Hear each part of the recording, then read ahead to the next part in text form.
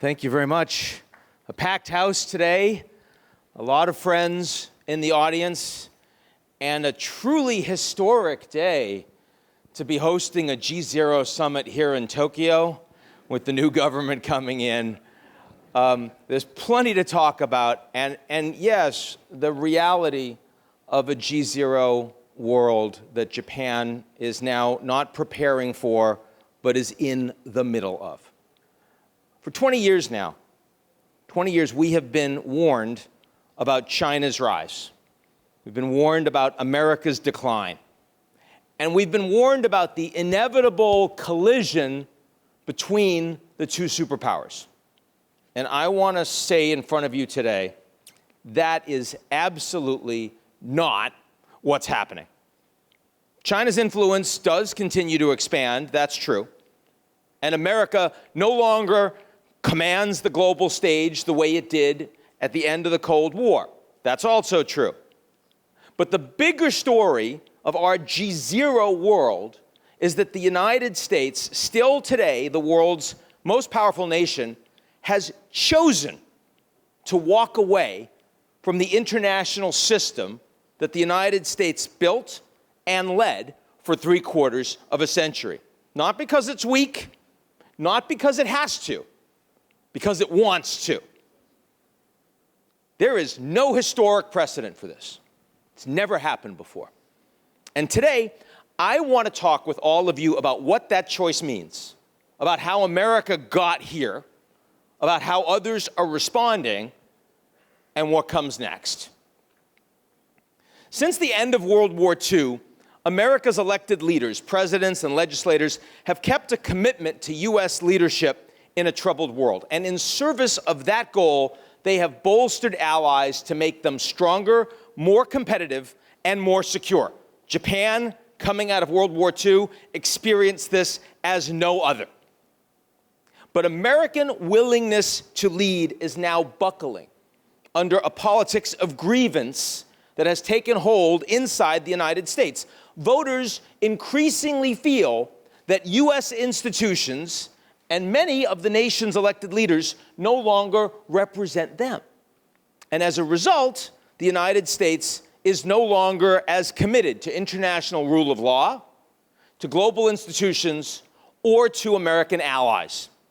Now, this is partly the result of deep political conflict inside the United States.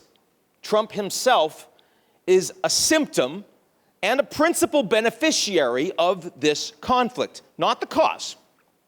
He is also, to be sure, an accelerant. He's making it faster.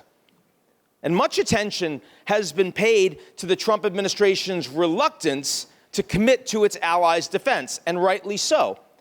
That also is in part a response to the painful reality, and we need to admit this, that in recent decades, America's allies have brought less to the table than they used to. The European Union, the United Kingdom, Canada, and yes, Japan are lagging in productivity. They're lagging in investment. They've underspent on their own defense.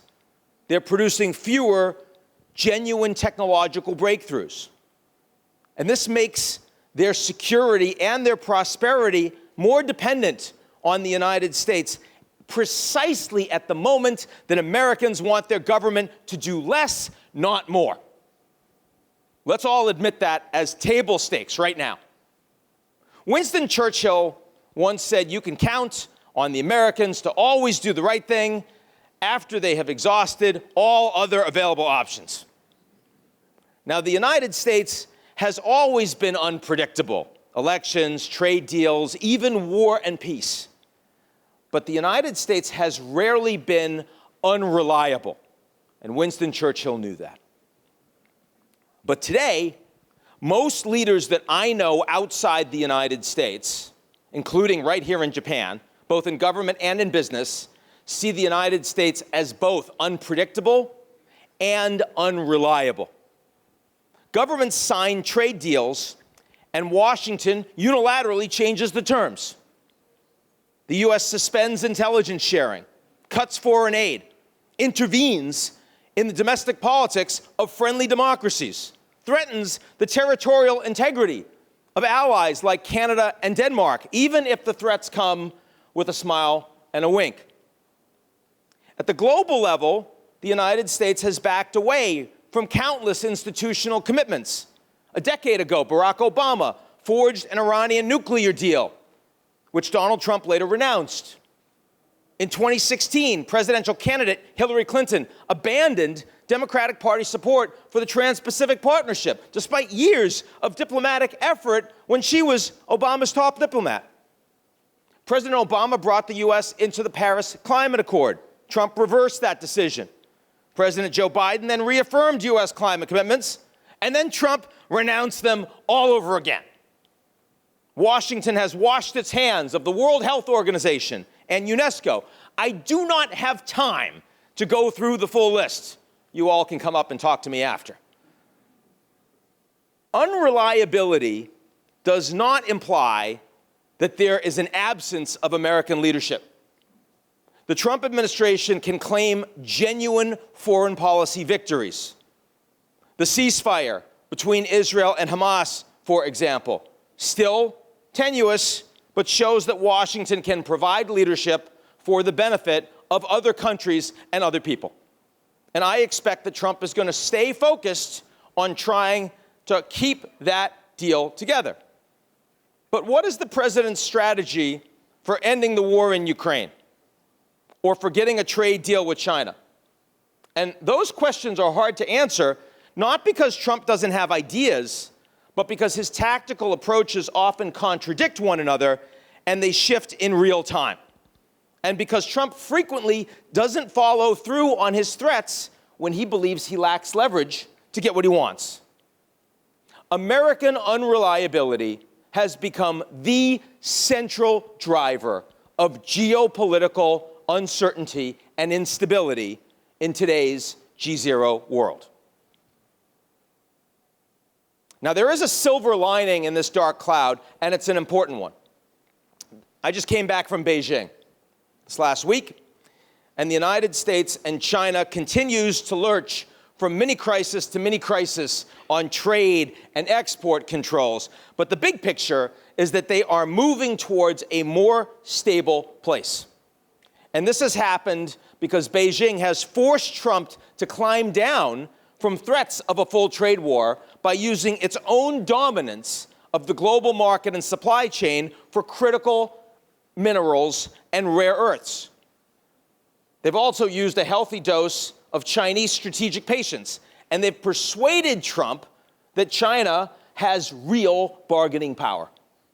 In response, President Trump has made clear to trade hawks in his own administration that until Washington has developed a hedging strategy for these all-important minerals, which will take longer than Trump imagines, that the Americans should try to avoid direct conflict with China.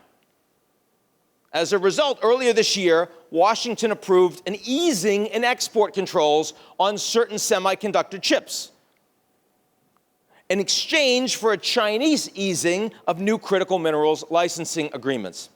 Don't underestimate the importance of that.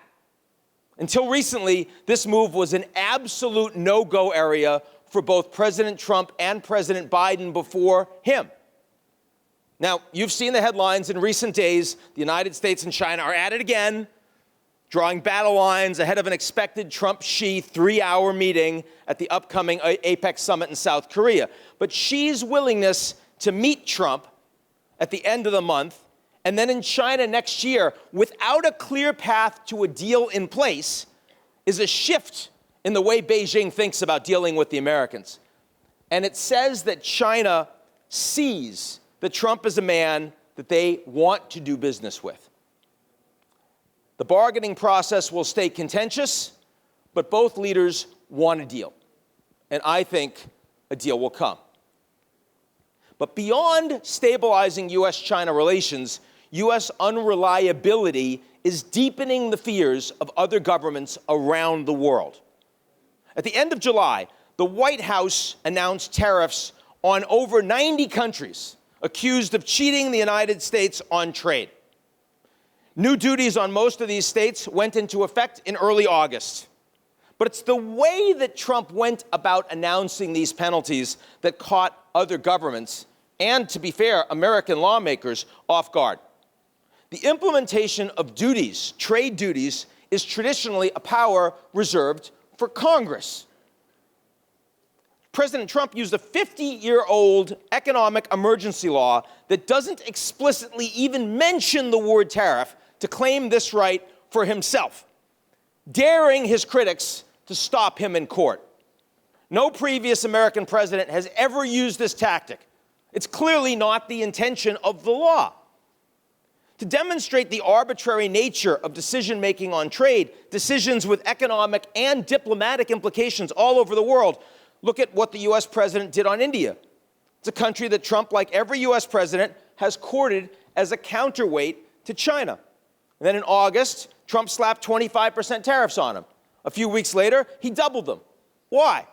Because Prime Minister Modi wouldn't give Trump credit for mediating a ceasefire with Pakistan. For now, the White House has struck agreements with Japan, the EU, the UK, the Philippines, Indonesia, Vietnam, though in this last case, Trump changed the terms of the agreement with Hanoi after the officials had already signed it. Treasury Secretary Scott Bessent said last week that U.S. and South Korea are in the final stages of negotiations on their deal. But high tariffs stay in place. We are at the highest we have seen from the United States since the 1930s. They cover a range of economic sectors and products that the Trump administration has defined as essential for U.S. national security. You've seen them: steel, aluminum, semiconductors, aircraft, pharmaceuticals. Oh, and don't let me forget, upholstered furniture, cabinets, bathroom vanities. Because nothing says national security vulnerability like an insufficiently domestic supply of bathroom cabinetry.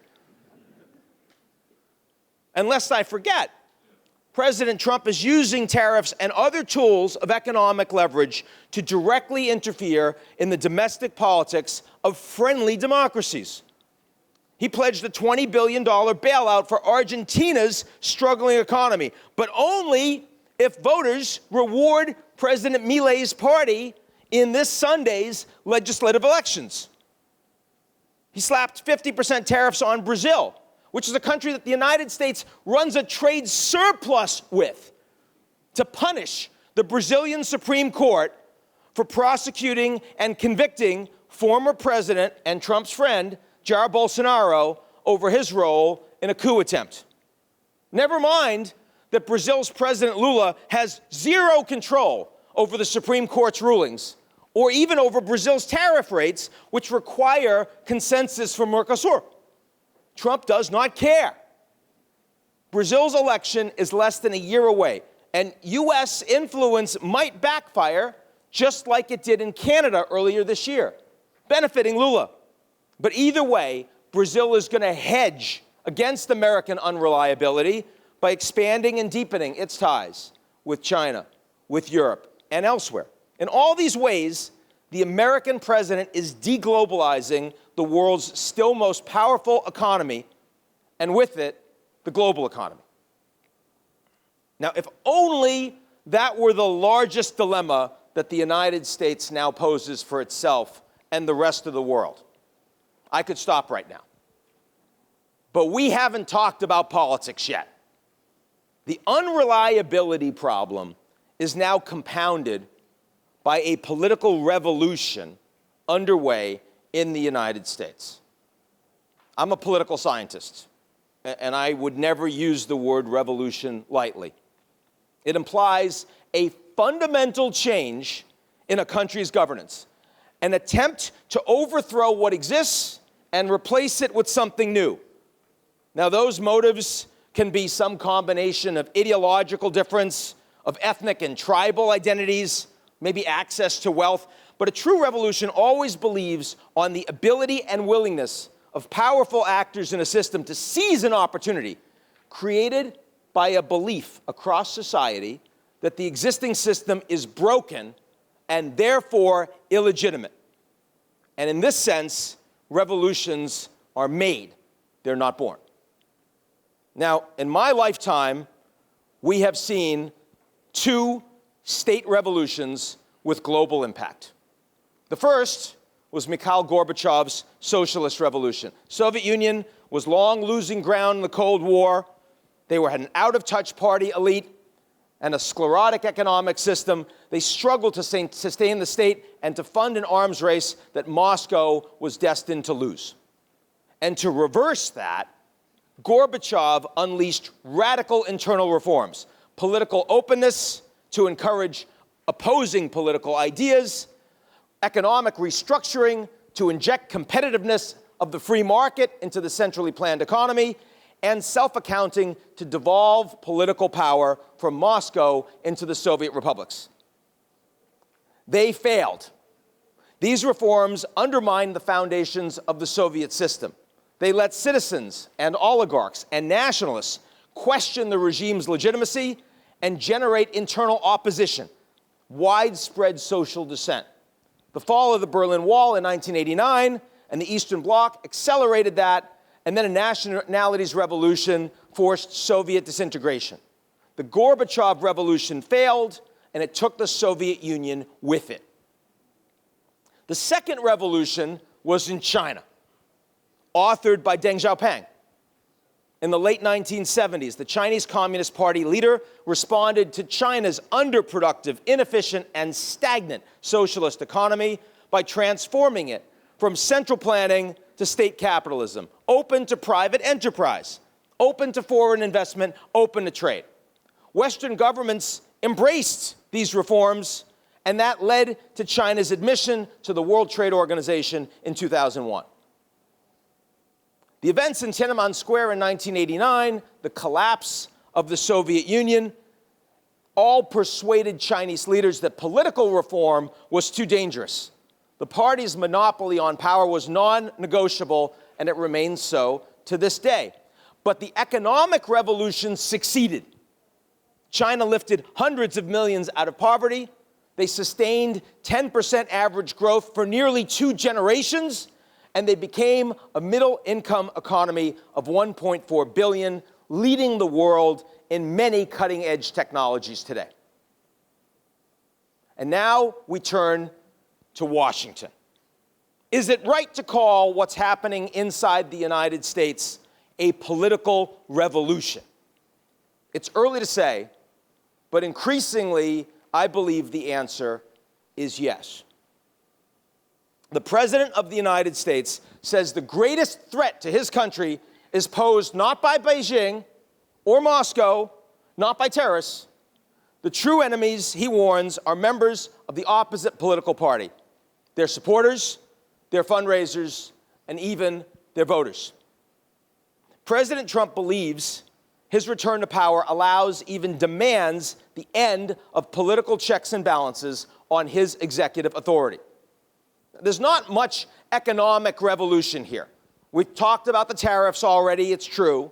And yes, he's trying to undermine the Fed's independence, and he has dabbled at the margins in state capitalism, golden shares in US Steel, you've all seen that, a 10% stake in Intel, a 15% cut of NVIDIA and AMD chip sales. But these are ad hoc moves. They are not doctrine. Trump picks winners and losers to demonstrate power, to reward loyalty, but there's no structural transformation of how markets operate in the US or how the private sector engages with and often captures the regulatory system. There's no strategic restructuring of capital. In fact, President Trump abandoned one of his signature promises from 2016, drain the swamp. He's not talking about that.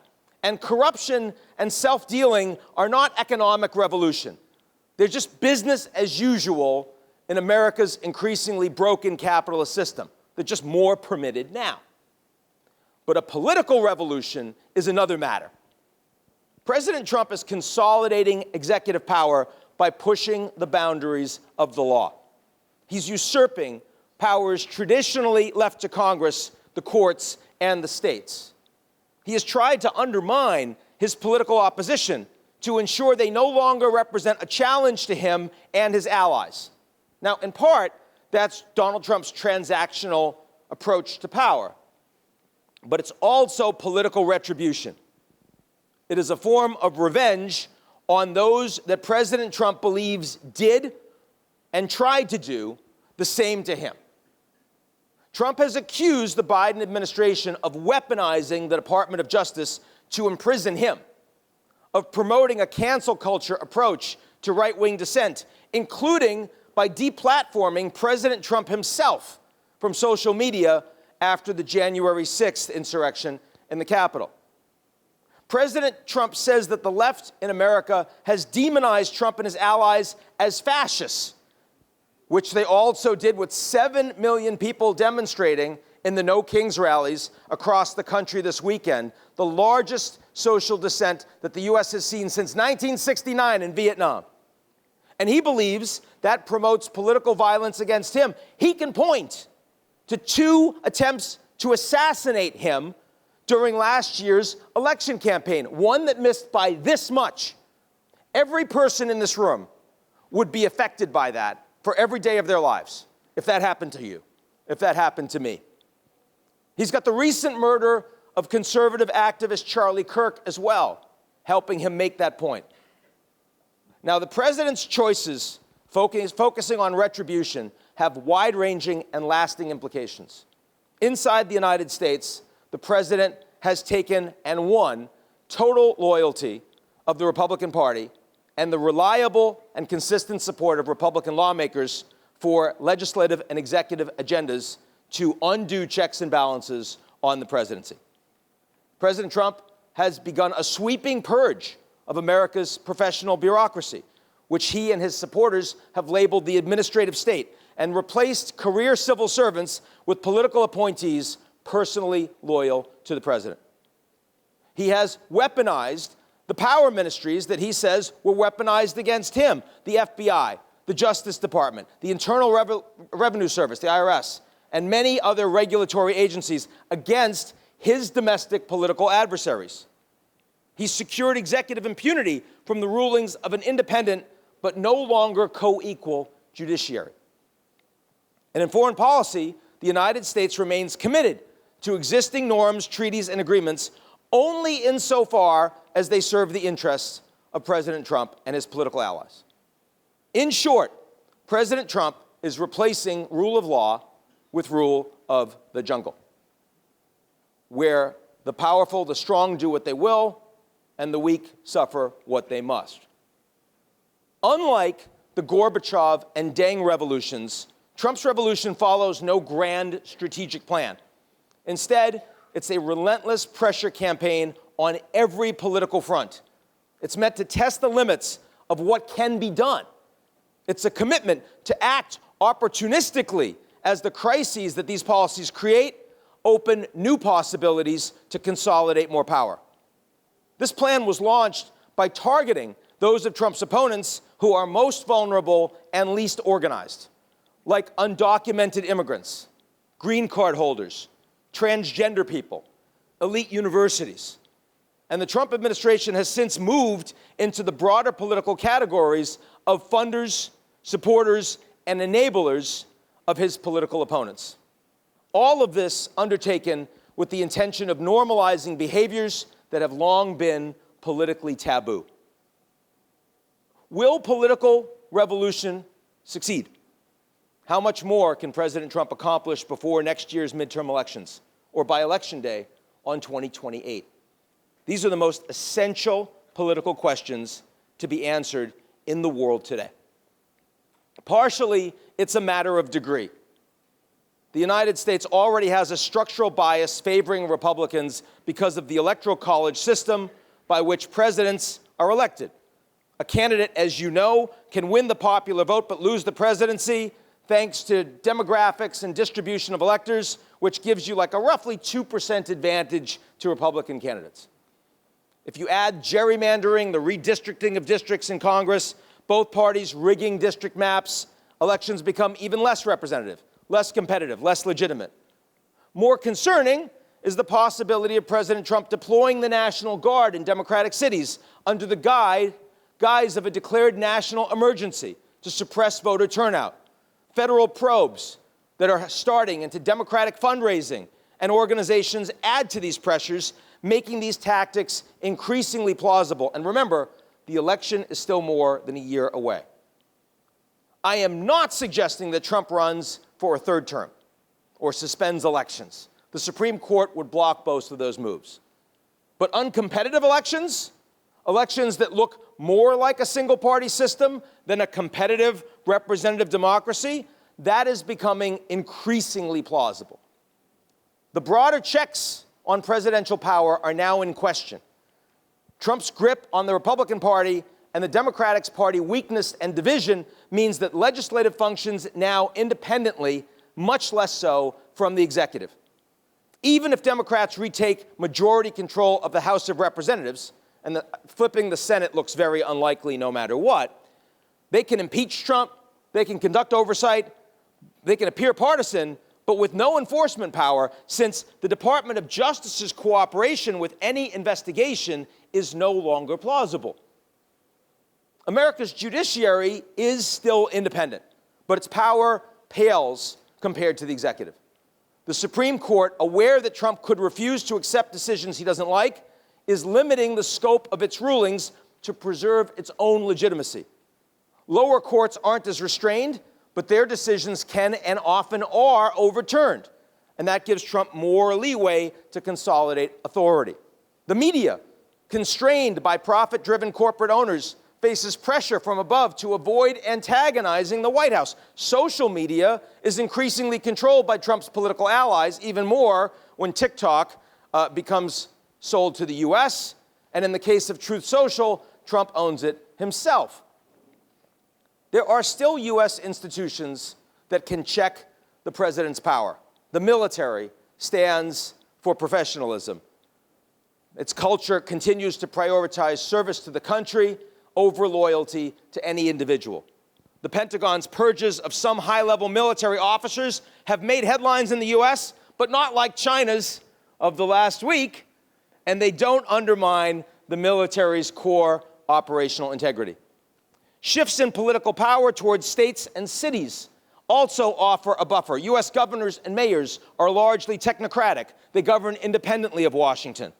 And Trump's attempts to weaken democratic national powers do not threaten state and city level governance. Corporate and financial leadership looks weak. They're uncomfortable with political upheaval. They want to avoid political debate while protecting their interests and their shareholders. Most are focusing on regulatory influence over any engagement that could generate political headlines. And then there are the American people themselves. You've seen the 7 million Americans that turned out in thousands of No King protests all over the country this weekend. But remember, Trump was freely and fairly elected, in large part because he personally embodied the political and cultural disruption that voters wanted. Most American voters who said they cared about democracy in 2024 voted for, not against Trump, because they were convinced that the US political system was already broken and that only President Trump would create the disruption that they wanted. In short, standing in front of you today, the fate of Trump's political revolution remains uncertain. A constitutional crisis before the next elections now looks likely. Possible outcomes of that crisis range from a break from Trump within the Republican Party and the conservative movement towards a sustained political shift towards single-party rule in the United States. Nor can we rule out enormous political chaos, realignment, and violence that the United States has seen historically, certainly in the decades after the Civil War. What about the longer-term U.S. outlook? And here, the answer is more complicated, because historically, the structural advantages of the United States compared to other advanced industrial democracies are based on commitments to a few fundamentals that we should remember all here today. A better post-war infrastructure base on which to build, including public and private institutions. Strong demographics supported by inflows of hardworking immigrants. Greater public tolerance of an unequal distribution of society's economic gains, and greater tolerance of and ability to engage in deficit spending. All four of these fundamental advantages for the United States are now eroding. There are certainly caveats. The U.S. remains the world's most powerful country, and there's a lot of damage that can be done before America finds itself in structural decline, which it's not in now, even though America is seen as unreliable trade and security partners by its allies. And also, the accelerating development of artificial intelligence, first time I've mentioned it, is changing the game. And the U.S. is not the only game in town, but it's one of two, the other one being China. And if you have to make a choice between the U.S. and China on the basis of unreliability, on the basis of lack of rule of law, on the basis of lack of an independent judiciary, the U.S. is a much better bet than China. But there is one prediction that I can offer today with the highest confidence, and that is that the United States is not going back to the political culture that held sway a decade ago before Donald Trump descended the Trump Tower escalator to take America's center stage. So, to close, how should other countries like Japan respond? When you're dealing with a leader of the world's most powerful country who ignores counsel and acts on impulse, most governments are wise to avoid making Trump unfriendly headlines. This is the logic that led Canada to surrender on its plan to impose a digital services tax earlier in the year, and it's why Japan was wise to make unilateral concessions on automotive tariffs. To safeguard their national interests, if you can avoid a fight, other governments should avoid it by whatever means necessary. Let the spotlight of Trump's anger fall on Brazil or anybody else, just not you. Many U.S. allies have moved to proactively limit damage from any future fight with the White House. The UK, the European Union, Southeast Asian countries have offered non-reciprocal trade deals.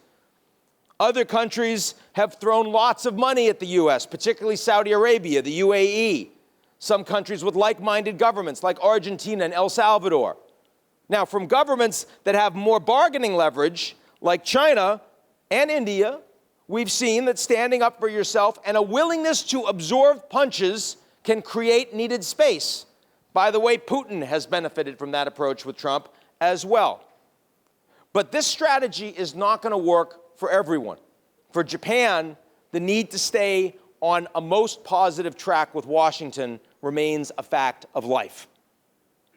All countries, though, whatever your current relationship with the White House, have to invest in building your own long-term capacity and reinforcing your own stability. You just heard this from Governor Koike. You have to become much more economically dynamic and competitive for the future. That is China's current approach. Beijing has also doubled down on its support for existing international institutions, in part because it calculates that if the United States steps back from these institutions, China can have much more control over them. What's Japan doing to respond to that? In short, when faced with the United States that's become so unreliable a player on the global stage, one that can't be counted on to safeguard allies who have underinvested in their own security and competitiveness, the right strategy is defense first, hedge second. America's traditional allies must regain their competitive position. That demands a focus on growth, robust industrial policy, streamlined regulatory and bureaucratic authorities, and expansive investment in new technologies. Allies must attract and invest in entrepreneurship. You have to assert much more diplomatic leadership internationally and accept responsibilities in building multilateral architecture. Models already exist. We see Mario Draghi's crucial competitiveness report for the European Union. There's Mark Carney's thoughtfully crafted Canada Strong plan. And Japan's new prime minister will need to make a mark at least as ambitious as that. Most of us in this room are probably skeptical. That means it's not enough. The requirement is urgent. The near-term politics of making these transformations is daunting. The EU is far from a state. And Europe needs consensus rulemaking. They get pushback from weak governments, makes it an enormous challenge. There's opposition from the fast-rising Reform Party in Britain, provincial governments in Canada, and this government coming in Japan, a coalition itself, is facing a more multi-party Japanese system. It's going to be hard. But once all of these economic, political, security, and diplomatic investments are made, America's unreliability in the years well beyond Trump will matter less. In short, the defense and hedging strategies are already well underway, and they're likely to succeed in varying degrees in various places over time, even as I am, for now at least, skeptical about a short-term turnaround for competitiveness. So what does all this mean for our future? We're now living in a post-American order, and no one is willing or able to fill the vacuum. China has its own problems and is not prepared to bite off more than it can chew, very cautious. All of this means a deeper Gzero world. More conflict, more impunity, causing more damage that lasts for longer. This geopolitical trajectory is not sustainable. During the Cold War, it took the Cuban Missile Crisis to convince leaders that armed confrontation would be catastrophic and that new communication channels and agreements were essential. Now, we don't know what form the crisis that we need to build a new post-Gzero order will take this time. But we know that crisis is coming. And until then, all of us, governments, businesses, individuals, have to brace for growing turbulence because the old rules don't apply anymore, and the new rules haven't been written yet. The next few years are going to be painful. But the good news is that history isn't deterministic. Our trajectories can shift. And they can shift because people keep the possibility of something better alive long enough for an opportunity to appear. We need a lot more empathy, more leadership. We need more cooperation and trust, not just from world leaders, because too many refuse to see the danger or they hope to profit from it. I'm actually talking about us, the people in this room. We can't wait for politicians to act, everyone talking their own book. We can't rely on markets and everyone selling a product. We can't count on Washington to lead, or Beijing to step up, or multilateral institutions to fill the gap. We have to invent new communities that are grounded in truth, not spin, that are bolstered by action, not just talk, and cooperation, not division. That's hard as I stand up here and I address you today. I understand that. But there's no secret lever to pull. There's no hidden strategy that makes this easier. I just know that we don't have a choice. And for that, I thank you. Appreciate all of you being here today, and congrats to us. Cheers.